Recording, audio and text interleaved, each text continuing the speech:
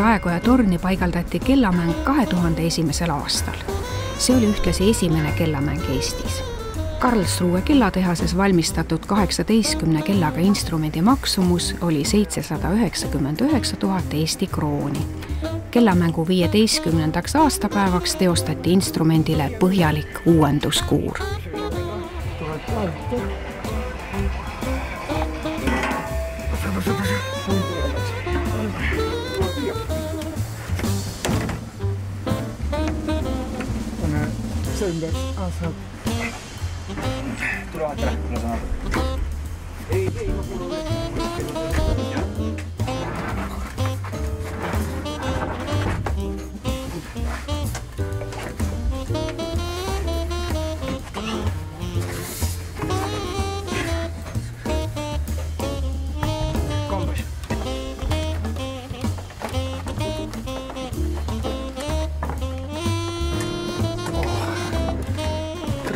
Pidas ka vastu.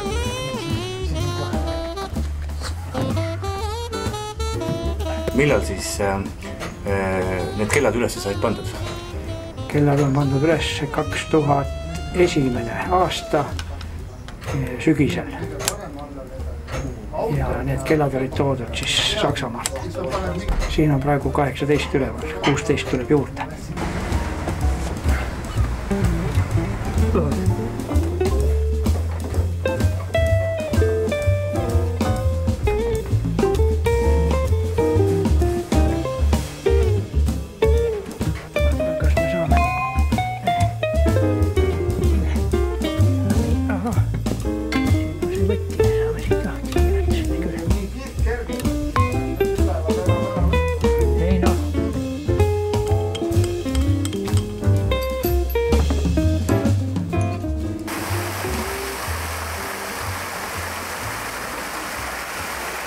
Kuna Karlsruhe kellatehas oli kellade tootmise lõpetanud, oli vaja leida uus koostööpartner, kes häälestaks vanad saksa kellad ümber ja valaks uued nii, et kahe erineva kellatehase toodang kõlaliselt kokku sobiks.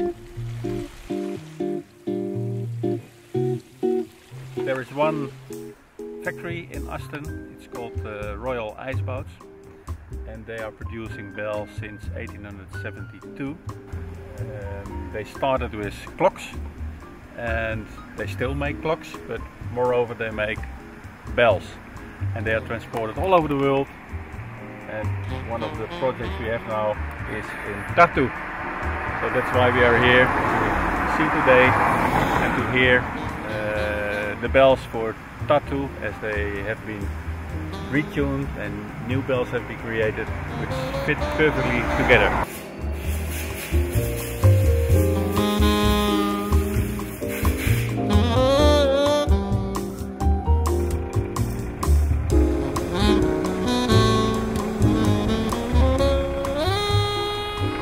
Eestis on praegu 3 keskmise suurusega elektroonilist karillionit, seega on instrument endiselt üsna tundmatu ja pigem entusiastide pärusmaa. Tartu kellade komplekti vastuvõtmise usaldasime kogenud kampanoloogile, Taani löögikellade eksperdile Per Rasmus Möllerile. Is that Petit & Fritz profile of the new bells, or is it Carlsson?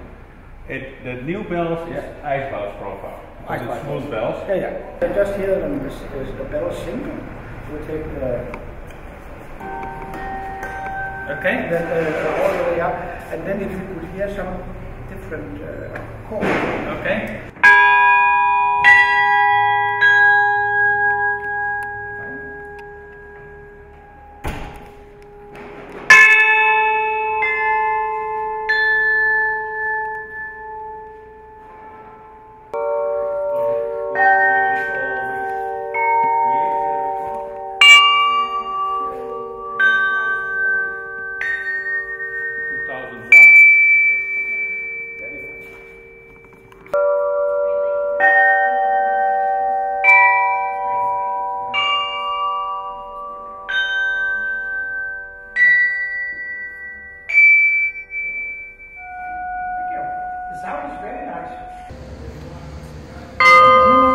Tartu Kariljoni uuendamistööde initsiaatorina oli mul meeldiv võimalus assisteerida Pär Rasmust, kes mõõtis ükshaaval üle kõik kellade osahelid, teostades kokku 170 mõõtmist. Oli ülimalt muljetavaldav, et Saksa ja Hollandi kellade kõla oli ühtlustatud imetlusväärse täpsusega.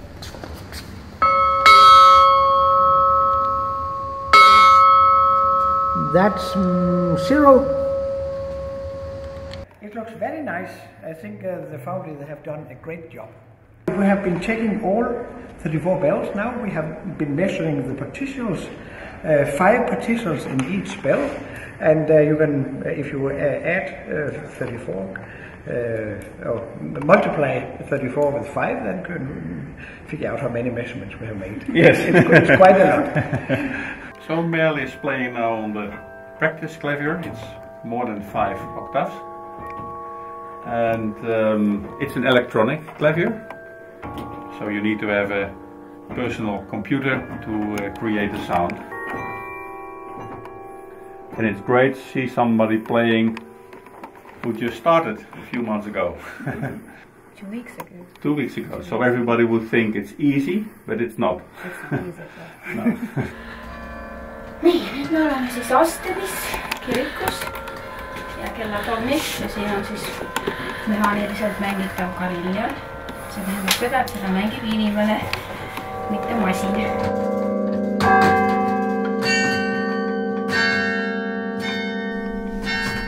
Asteni Püha Maarja kiriku tornis nägin esmakordselt pulkklaviatuuri ja pedaalidega kariljonit ning sain võimaluse seda Eestis täiesti tundmatute instrumentiga mängida. Saadud kogemus oli ühtlasi ajendiks alustada kariljoni õpingutega Peeter Langbergi ja Pär Rasmus Mölleri käe all Taanis, et tuua Eestisse kariljoni alast pädevust.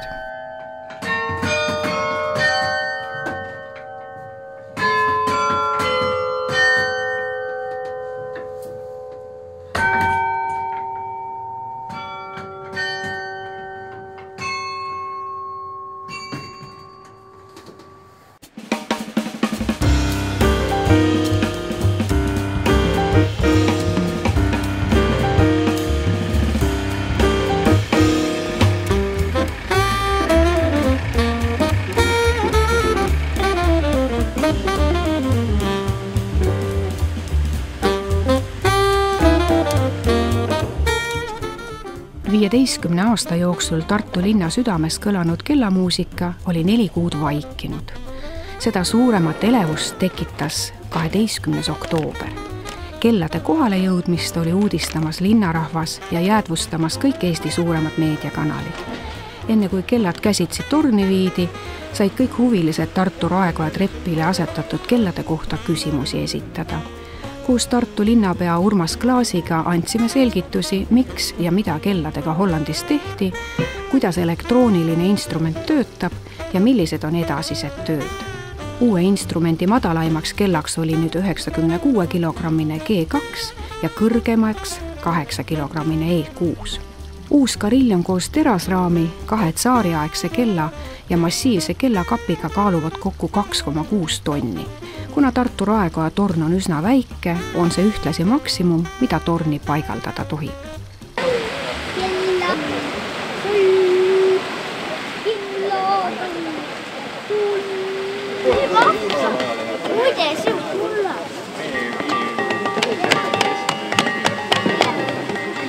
Muusina mängib sisse need palad ja siis arvuti täpselt ütleb, kuna mingi asi peab lööma. Palju see kaalub? See on nii raske, et ma peaaegu ei jõua hoida. Kui te arvate, et ta on väike, siis tegelikult ta ei ole üldse, ei või ta on päris raske. Ta on ikka päris raske. 8 umbes nii. Ja see ühendatakse siis ühe juhtmega ja kui mina mängin loo sisse, kui ma vajutan klahvpilli peal nooti, siis see tuleb siia põmdi vastu.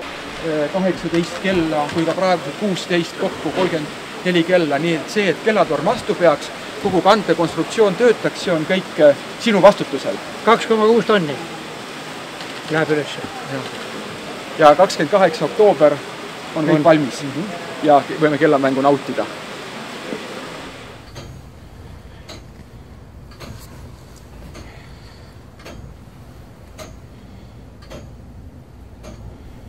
18. oktoobril olime töödega jõudnud etappi, kus kellad olid raami külge kinnitatud ja Hollandi insenerid Dirk Fransen ja Frank Remers ühendasid elektrikaableid kellade külge ja elektrikilpi.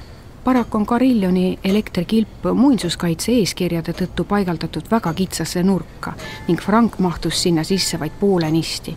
Tema kannatlikkus seal töötada väärib erilist lugupidamist. Nüüd ongi meil hea võimalus Franki käest küsida, mida ta seal elektrikapis toimetab. Connecting the new wiring for the magnets. For the new magnets upstairs. That's what I'm doing.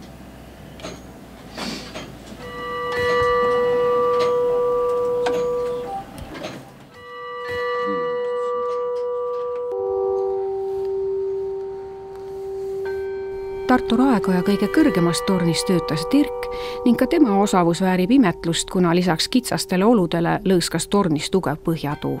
Sellest hoolimata jagas ta heal meelel selgitusi, kuidas ta Saksa ja Hollandi kellade löögitäpsuse ja kõlalise tugevuse ühtlustab. Okay, well, the two types of bells, the old bells and the new bells, and they all have a striking point in the center. Those magnets, the solenoids, we can adjust them exactly on that striking point. And we also can adjust the loudness that the clapper strikes to the bell.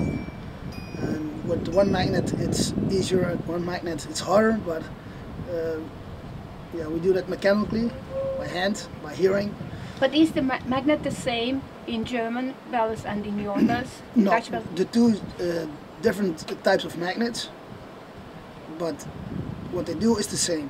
We're gonna level it, so you can't hear the difference. You know this time of hammers, so it's not strange for us. Okay. Do you like our weather? It's cool, but it's okay.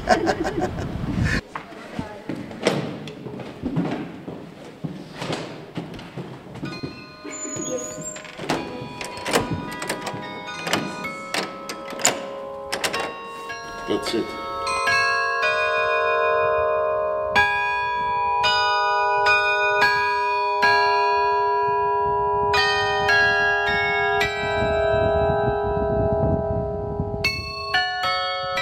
Kuna meie esimese Carilloni kellade kõla oli leheveergudel aeg-ajalt kritiseeritud, oli ootusärevus seda suurem.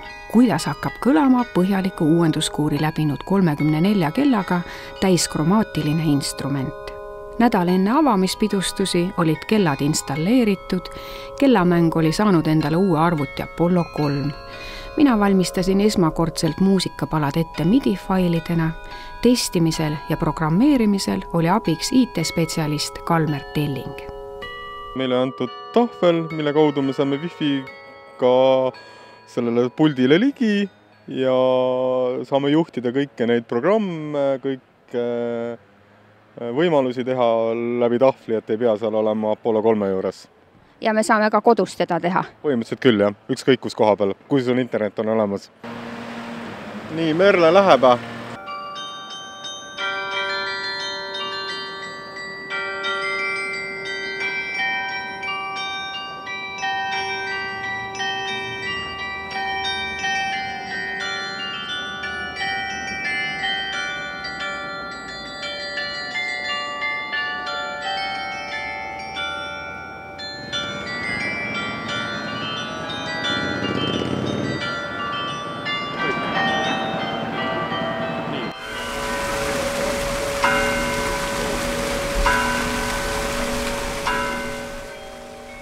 Ja oligi kätte jõudnud kellamängu avamispidustuste päev. Hoolimata külmast ilmast ja lakkamatust vihmasajust oli Raekoja platsile kogunenud mitu tuhat inimest ning telekanalite kaudu sai sellest vaatemängust osa kogu Eestimaa.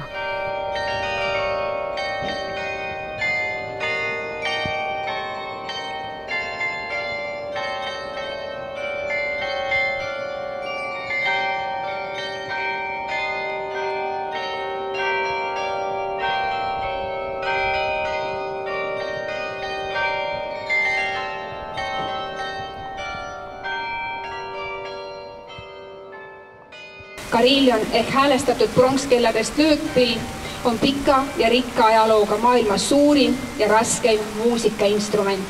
Suurimad neist ligi 50 tonni. Kõrges kellatornis on olnud ta kuulaja eest peidetud enam kui 500 aastat, tehes sellest omanäolisest instrumendist ühe maailma paremini hoitud muusikalise saladuse. Meie kelli vastu võtnud Taani ekspert hindas meie kelli väga meloodilisteks ja häälestamistulemust parimaks, mida kaasaegne kellavalu üldse suudab luua. Läbi aegade on kella helinale omistatud maagilist mõju ning seda on nimetatud inimeste lootuste, püüdluste ja rõõmu hääleks. See, mis me teiega koos siin täna kogeme ja oleme teinud, see säilub sajanditeks.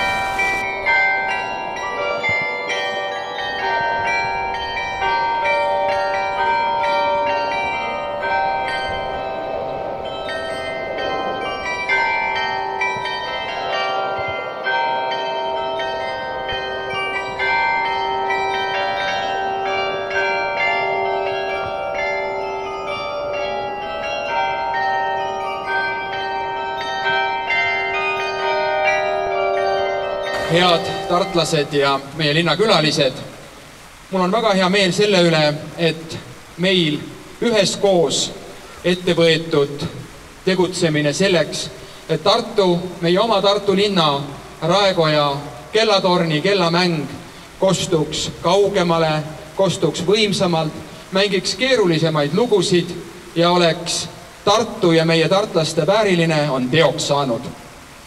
Ma tänan teid, head kaaslinlased, meie linna head sõbrad üle maailma, selle toetuse eest, mida te olete andnud kellamängu uuendamiseks. Suur tänu selle eest, et te täna siia õhtul tulite ja elagu Tartu kellamäng, elagu Tartu, elagu!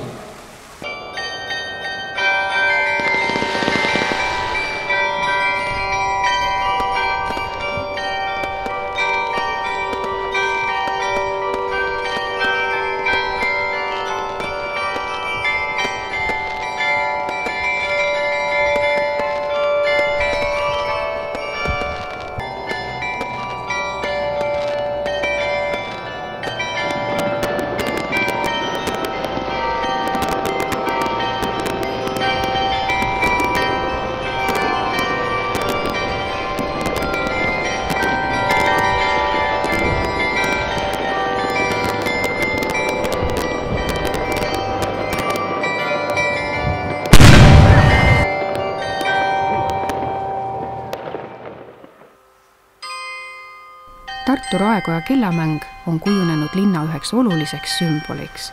Selle helide saatel tähistatakse Raekoja platsil nii leina- kui rõõmupäevi, rahvusvahelisi ja kohalikke sündmuseid. Raeplatsil algavad ja lõppevad paljud festivalid, see on meelis kohtumispaik nii vanadele kui noortele.